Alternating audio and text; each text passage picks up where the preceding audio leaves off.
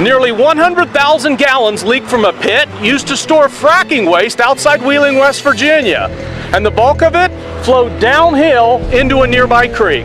Oil and gas workers were fracking in Hemphill County, Texas. That is, they were forcing water and other chemicals down a pipe into the ground at very high pressure to get at oil they otherwise could not get at. But in this case, this happened last week, something went wrong and the casing failed. A 7-inch wide pipe failed catastrophically, basically explosively, and that launched what they call the frac stack into the air. This was where more than 200 barrels of frac water and oil spilled out of a Parco oil well and tank. It caused a half-mile stream of chemicals. Right now, no, there's not, an alarming level of concern. Certainly, it's not materials that we want flowing freely in the environment. State regulators say the blowout happened because of pressure from nearby fracking operations run by the oil giant Encana, which use more pressure than the older traditional vertical wells can handle. That frac stack, which went flying, which in Hemphill County now is forcibly part of that nearby truck, the frac stack is sort of like a blowout preventer. You might remember blowout preventers from the Deepwater Horizon disaster, right?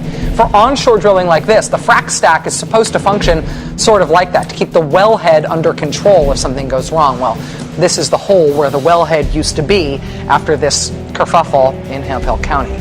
Good afternoon, everyone. Gas workers are trying to fix a drill on a well pad in Wyoming County after thousands and thousands of gallons of fracking fluid have spilled out onto the pad. And now there's another concern. At one point, DEC says 800 gallons of fracking fluids per minute were flowing back out onto the well pad. DEP says workers were able to get that down to 400 gallons of fracking fluid per minute, but they are still calling it a very significant spill. EMA evacuated 4 homes and 3 other families left on their own. Any homes within 1,500 feet of the well pad had to go. Now, DEP says workers were able to secure 5,400 barrels of that fluid. The West Virginia Department of Environmental Protection says 95,000 gallons of flowback water mixed with fresh water poured out of the impound pit through an open valve down a hill, then into a tributary of the Big Wheeling Creek.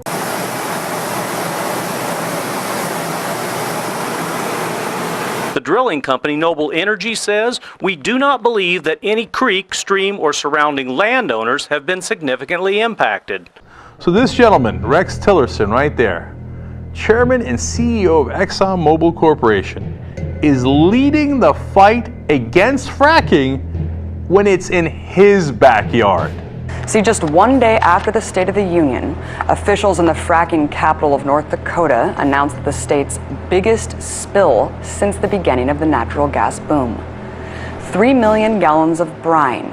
No, not the pickle kind, but rather a disgusting toxic byproduct of oil and natural gas production leaked out of a pipeline 15 miles north of the town of Williston, impacting at least 2 creeks in the region. The journal Environmental Science and Technology published a report that analyzed data from 4 states with major hydraulic fracking operations. It found more than 6,600 spills between 2005 and 2014. That's way up from a study by the Environmental Protection Agency, which only found 457 spills between 2006 and 2012.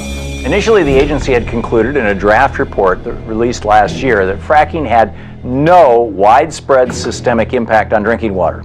That conclusion outraged environmentalists as well as factions of scientists within the EPA itself. In a final report released last Tuesday, however, the EPA has reached a very different conclusion. They now say that fracking does contaminate drinking water, although they still say that a lack of data makes it 100% definitive, making a definitive answer impossible. The EPA, the California government, and environmental regulators, along with the oil and gas industry, are actually trying to make it a little bit easier for fossil fuel companies to go ahead and inject their poison, inject their pollution into underground aquifers. There are 6 natural gas wells on the school grounds. This gas has been extracted using a technique called fracking, where a liquid with water and some potentially very dangerous chemicals is injected into the ground to release the gas.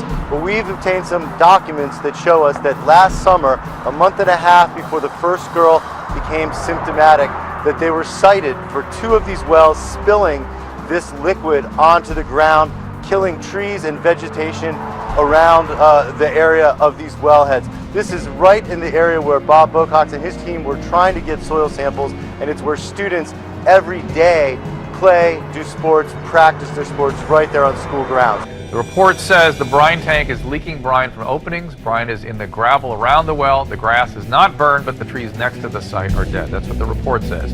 As you can see, dead trees, burned grass, and you can see the effects of at least the brine around the area.